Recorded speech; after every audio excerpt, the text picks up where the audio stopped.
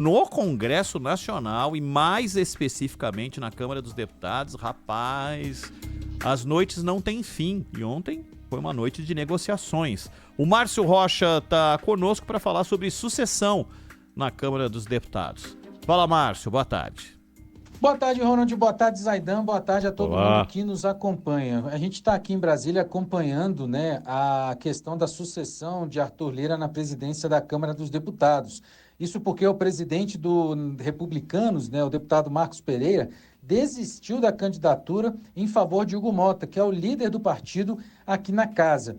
Ao longo do último ano, Pereira foi considerado como um dos 3 principais nomes na disputa, que também tinha Elmar Nascimento, do União Brasil, e o líder do PSD, Antônio Brito. Mota sempre foi um dos nomes favoritos de Arthur Lira, mas havia uma certa resistência por parte do republicano, já que Pereira sempre quis assumir a presidência da casa. O nome de Hugo Mota, inclusive, tem o apoio do Palácio do Planalto. E, diante disso, o próprio presidente Luiz Inácio Lula da Silva tem investido nas articulações e se reuniu recentemente com o presidente do PSD, o Gilberto Kassab, pedindo que Brito retirasse a candidatura, mas isso ainda não foi aceito. No lado do Senado, a situação é de marasmo, já que Davi Alcolumbre é considerado como uma unanimidade entre os parlamentares. Mesmo assim, há parlamentares, há senadores que estão se reunindo para impedir que o grupo político dele se mantenha no poder pelo 4º mandato seguido. As senadoras Soraya Tronic e Elisiane Gama seguem articulando as próprias pré-candidaturas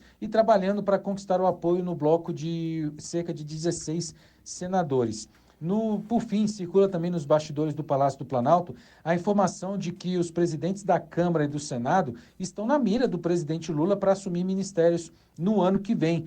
A eventual incorporação de Arthur Lira e Rodrigo Pacheco seguiria um cálculo político de Lula, que tem a ideia de neutralizar o senador Ciro Nogueira, que é aliado do ex-presidente Jair Bolsonaro. Essa informação, inclusive, já circula aqui por volta aí, de uns 6 meses aqui em Brasília, mas parece que agora ganhou mais força. A gente segue acompanhando e qualquer novidade traz para vocês aí.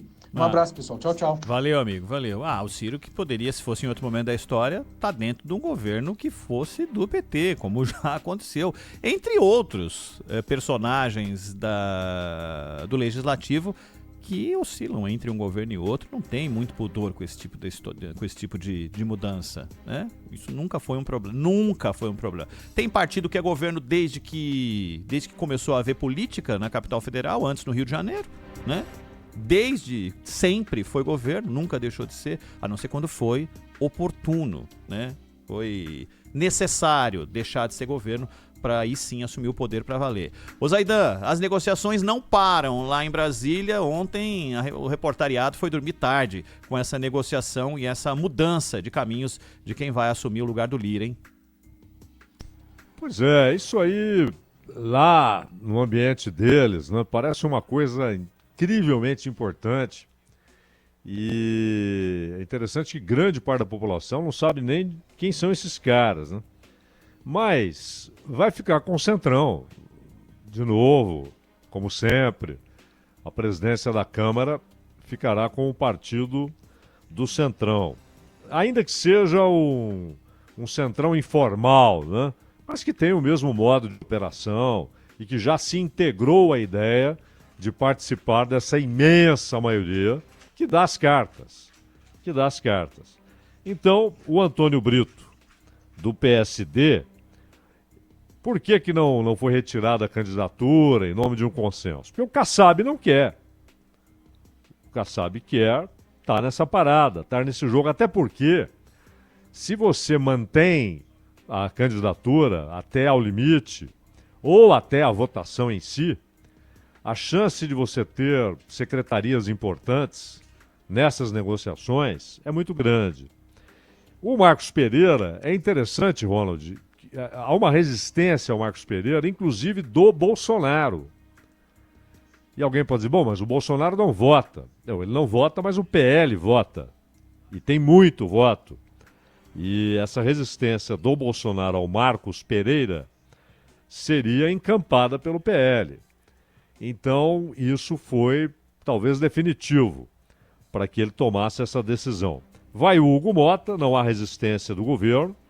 não é uma resistência do bolsonarismo ao Republicanos. É bom lembrar que o Republicanos é o partido do Tarcísio de Freitas. É uma resistência ao Marcos Pereira. Então a troca de candidato pode facilitar as coisas.